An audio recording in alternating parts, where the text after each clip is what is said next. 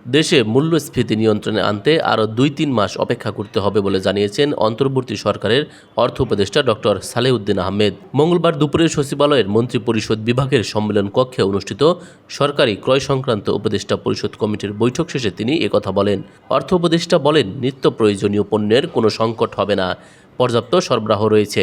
মূল্যস্ফীতি নিয়ন্ত্রণে আরও সময়ের কথা বলে তিনি বলেন, এপ্রিলে মূল্যস্ফীতি সহনীয় পর্যায়ে আসবে, জুনে এর ভালো প্রভাব দেখা যাবে। চালসহ বিভিন্ন দরকারি পণ্যের সরবরাহ এখন থেকে আর কমতে দেওয়া হবে না জানিয়ে তিনি বলেন, চাল, ডাল, সার সহ এই ধরনের অত্যাবশ্যকীয় পণ্যের আমদানি করা হচ্ছে।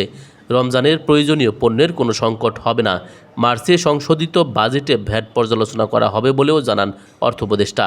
এ সময় ফল আমদানিকারকদের দাবি অনুযায়ী ফলের বাড়তি শুল্ক প্রত্যাহার করা হবে না বলেও জানান অর্থ উপদেষ্টা।